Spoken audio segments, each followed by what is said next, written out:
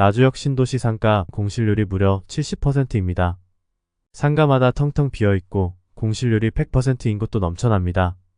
나주역 신도시 상가가 소상공인과 퇴직자의 무덤이 된 가장 큰 이유는 토건 세력의 고분양가와 대규모 공급 폭탄이 만들어낸 작품입니다. 이 작품에 캐스팅되어 묻지마 투자에 동참한 상가 투자자들은 모두 알거지가 되었습니다. 안녕하세요. 김부자TV입니다. 구독과 좋아요 꾹 눌러주시고 자주 방문해주세요. 지역 균형 발전을 위해 광주 전남 공동역 신도시로 개발된 나주빛가람 혁신도시가 조성된 지 10년 되었습니다. 녹지 공간도 많고 호수와 공원, 멋진 새 건물까지 계획도시라 너무 멋지지 않나요? 나주 혁신도시에 가면 최고층 31층 한국전력 공사 사업부터 한전 KPS와 한전 KDN 등 공공기관 및 각종 상업용 건물들로 빼곡히 들어서 삐까 번쩍합니다. 하지만 안으로 들어가 보면 대형 빌딩 건물 곳곳은 텅텅 비어있고 핵심 대지는 공사가 진행이 안 돼 허허벌판에 잡초만 무성한 채 수년째 방치되고 있습니다. 중심 상권에는 대형 건물들이 빼곡히 들어섰지만 건물 대부분은 매매와 임대 현수막이 걸려있고 건물 전체가 통으로 빈 곳이 수두룩합니다. 점심시간에 중심 상권 일부 상가만 공공기관 직원들로 잠깐 북적이고 나머지는 적막이 흐릅니다. 밤이 되면 상가 불빛이 꺼지고 거대한 암흑으로 변합니다. 수도권에 거주하는 주말 출퇴근 직원들이 빠져나간 금요일 오후부터 일요일까지는 도시 전체가 거대한 유령 도시로 변합니다.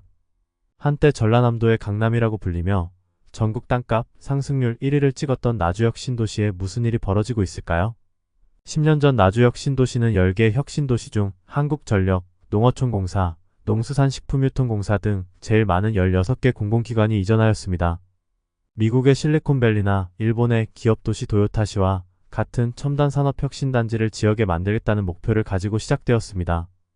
당시 상권이라고 할 만한 것도 없었는데 한전이 들어오면서 지역 전체가 축제날처럼 들썩들썩했습니다.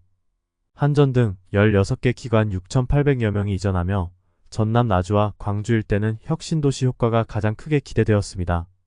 여기에 KTX 전라선 신설, KTX 나주역에서 10분 거리, 광주공항 15분 거리, 호남고속도로 25분 정도면 닿을 수 있는 우수한 교통망 등 인프라 확충에 힘입어 날이 갈수록 관심이 커졌습니다. 지역 주민들은 천년 나주목이 다시 돌아올 것이라는 기대감에 한껏 부풀어 있었습니다. 나주에서 장어집을 운영하는 상인은 지난해 100만원을 내던 부가세가 한전 이전 후 2천만원으로 늘어나며 완전 대박이 났다고 좋아했습니다. 주변 지방대 학생들은 한전이나 한전 계열사 취업에 대한 꿈과 목표가 생기게 되었습니다. 언론이 바람을 불어넣고 모두가 달콤한 장밋빛 미래를 꿈꾸자 투기꾼들이 전국에서 모여들며 몇 년 전까지 배나무밭과 황토밭이었던 한적한 들판이 수십 배 폭등하며 나주시 땅값이 전국 상승률 1위를 기록하기도 했습니다. 땅값이 평당 3천만원을 넘어서며 폭등하자 전남의 강남으로 불리며 모두가 행복해했습니다. 나주의 시골 아파트가 수백 대 1의 경쟁률로 완판되고 오피스텔, 상가들이 나오는 촉족 완판되고 수천만원에서 1억의 프리미엄이 붙으며 거래되었습니다. 특히 땅이나 상가를 사겠다는 사람은 넘치는데 한전 주변에 좋은 위치의 상가는 물량이 부족해 팔지 못해 다툼이 일어날 정도였습니다. 모두가 나주가 전라남도의 강남이 될 것이라는 달콤한 꿈에 빠져 있을 때 언론과 건설사도 이러한 투기 욕망에 뛰어들었습니다. 분양을 받으면 100% 망할 수밖에 없었지만 언론과 건설사는 대중의 욕망이 정점에 달할 때 최고 가격에서 마지막 상가 물량을 받을 투자자들을 모집했습니다. 하지만 모두의 바람과 달리 공공기관이 입주한 지 2년도 안 되어 부동산 경기가 침체되며 외지인들이 한탕 해먹고 썰물처럼 빠져나가자 부동산 시장이 얼어붙기 시작했습니다.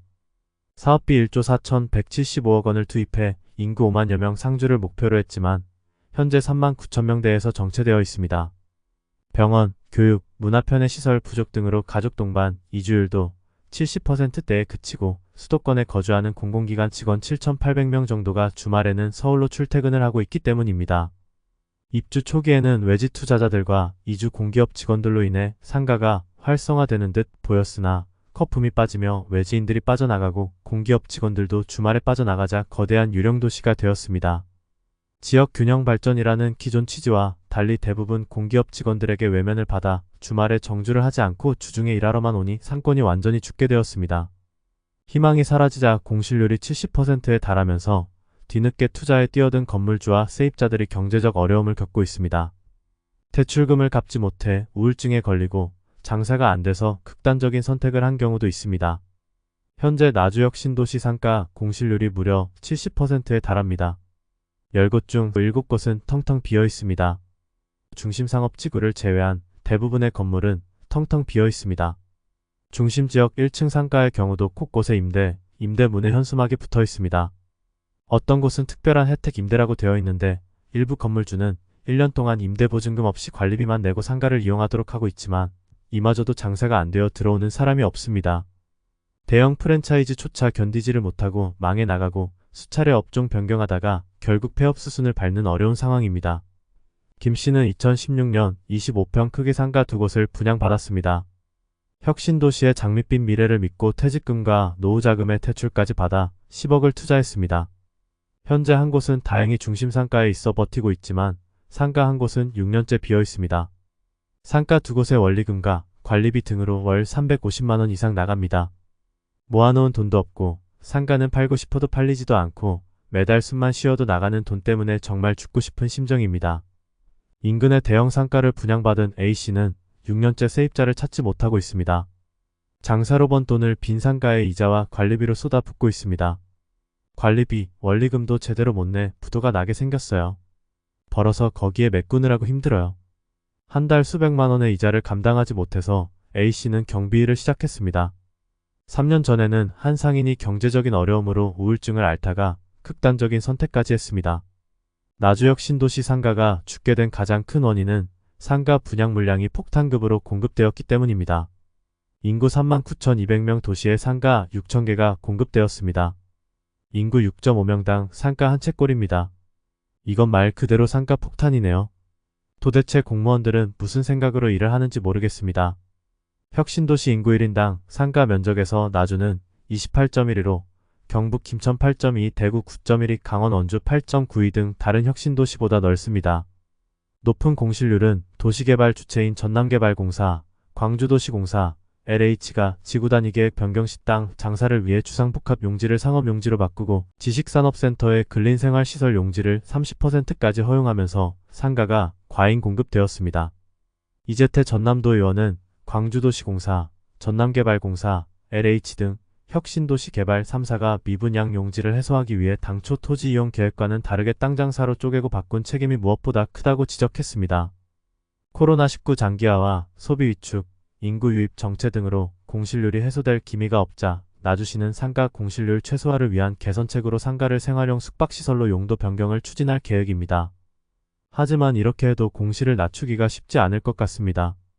상인들은 생활형 숙박시설로 전환 시 신규 시설 설치에 따른 추가 비용 부담과 집합 건물의 개인 영업이 불가하다는 점을 들어 회의적인 시각을 보이고 있습니다. 상가를 분양받으면 100% 망할 수밖에 없지만 언론과 건설사는 거짓 광고로 상가 물량을 받을 투자자들을 모집했습니다. 유럽형 스트리트 조성으로 제2의 강남 신사동 가로수길, 정자동 카페거리와 같은 분위기를 발산하며 광주 전남권 유명 명소로 떠오를 것으로 전망된다.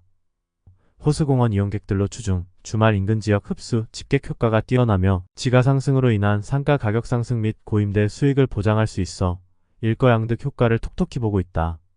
현실과 완전히 반대되는 광고를 하고 있습니다.